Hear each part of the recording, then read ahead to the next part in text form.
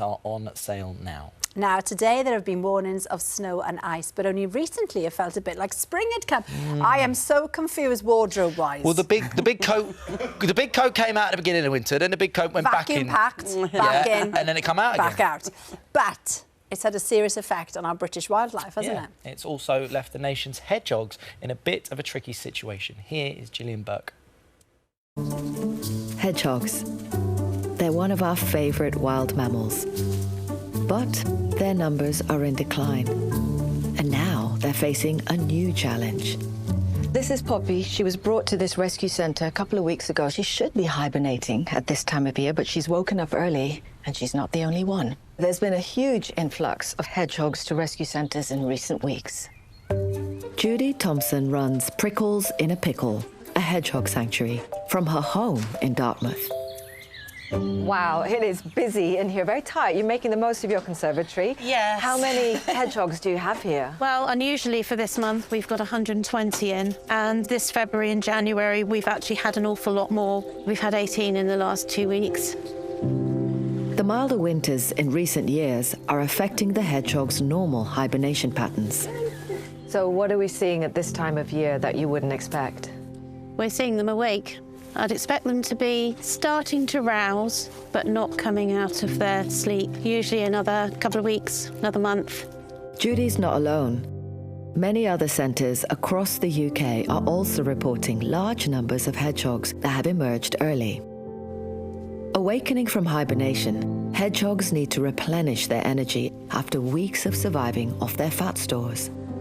But finding food at this time of year is difficult.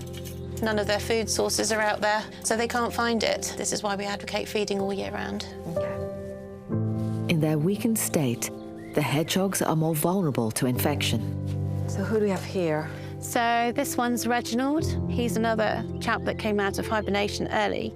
He was found collapsed, wounds to his bottom. He has a lot of ringworm and very, very thin. And the milder springs bring another danger for hedgehogs.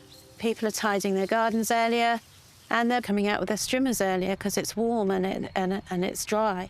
Sadly, that's all part of climate change. Judy's partner, Alan, looks after the hedgehogs that are soon to be released back into the wild. This is where the hedgehogs come when Judy decides that they're well enough to come out here. So just easing them slowly back into their wild ways, if you like. That's exactly what we're doing. And weight is a really good indicator of hedgehog health. I weigh them once a week if they're getting near to a time when they need to actually go back into the wild. We like to see them really, ideally, a minimum of 750 to go out this early in the spring. Oh, can you hear that? That's an angry hedgehog. That is a lovely sound. I love to hear that because that is part of their defence mechanism.